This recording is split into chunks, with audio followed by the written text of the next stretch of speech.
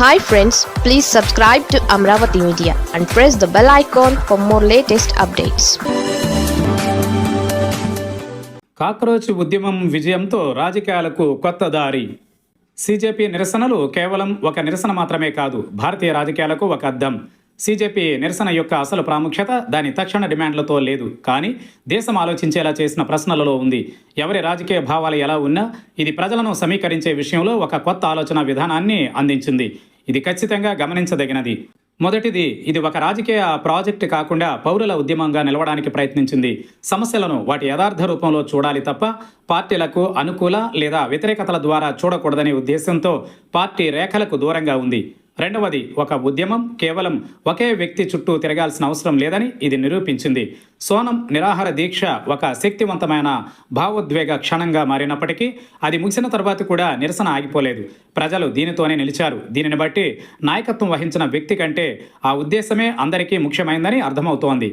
నేడు చాలా ఉద్యమాలు ఒకే నాయకుడి చుట్టూ పుట్టి ఆ తర్వాత కనుమరుగవుతూ ఉండగా ఇలాంటి దృశ్యం మనం తరచుగా చూడం. మూడవది, ఇది సాధారణ ఎన్నికల కేంద్రీకృత శబ్దాల నుండి దృష్టిని మళ్లించి విద్య, ఆరోగ్య సంరక్షణ, ఉద్యోగాలు, గృహ నిర్మాణం, పేదరికం వంటి రోజువారీ పాలనా సమస్యల వైపు మళ్లీ దృష్టి సారించేలా చేసింది. ఈ సమస్యలను అది వివరించిన తీరుతో ఎవరికైనా ఏకీభవించవచ్చు లేదా విభేదించవచ్చు, కానీ రాజకీయాలు తరచుగా చేయని విధంగా వాటిని ప్రజా చర్చలో నిలిపింది. నాలుగవది, ఇది ఎవరినీ విడిచిపెట్టలేదు. బీజేపీ నేతృత్వంలోని ప్రభుత్వం మరింత కేంద్రీకరణ, నియంత్రణను పెంచుతోందని విమర్శలు ఎదుర్కొంది. అదే సమయంలో ప్రాథమిక ప్రజా సంస్థలపై మౌనం వహించినందుకు ప్రతిపక్ష పార్టీలను కూడా ప్రశ్నించారు. బాధ్యత అనేది అధికారంలో ఎవరున్నారనే దానిపై ఆధారపడి ఉండకూడదనే సందేశం స్పష్టంగా కనిపించింది. చివరిగా దీనికి లభించిన విస్తృత ఆమోదానికి ప్రధాన కారణం ప్రజల దృక్పథం.